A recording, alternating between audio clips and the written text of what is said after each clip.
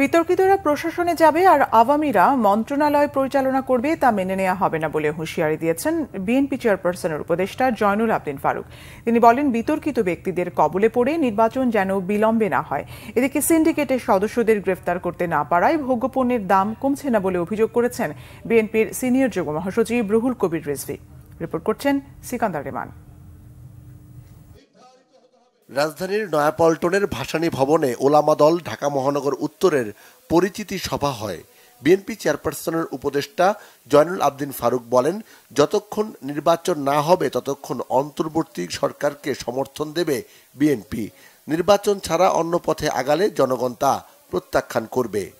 এমন একটি পথে আপনারা এগোবেন না যেটা জনগণ আপনাদেরকে আবার প্রত্যাখ্যান শুরু করতে পারে। আমাদের দাবি সংস্কারও চলবে, নির্বাচনের রোড ম্যাপও চলবে। নির্বাচন তো দিতেই হবে।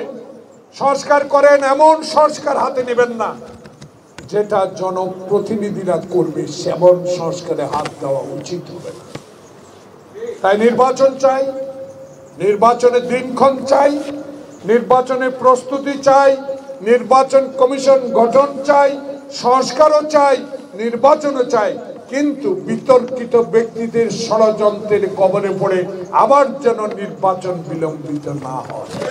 এদিকে বিএনপির ভারপ্রাপ্ত চেয়ারম্যান তারেক রহমানের নির্দেশনায় ফ্যাসিবাদ বিরোধী আন্দোলনে চোখ ক্ষতিগ্রস্তদের এবং নিম্নবিত্ত মানুষের চোখের সেবায় কর্মসূচির আয়োজন করে আমরা বিএনপি পরিবার।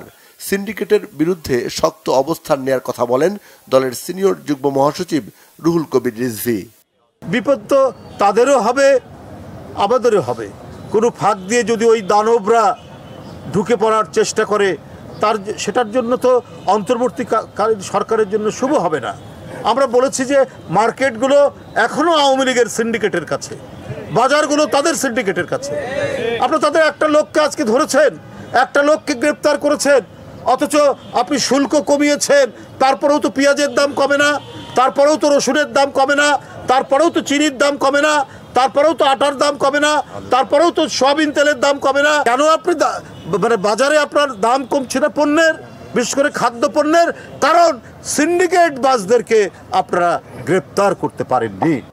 পরে আমরা বিএনপি পরিবারের পক্ষ থেকে বিনামূল্যে চোখের চিকিৎসা ও ঔষধ বিতরণ করা হয়। সিকান্দার রেমান, বাংলা ভিশন, ঢাকা।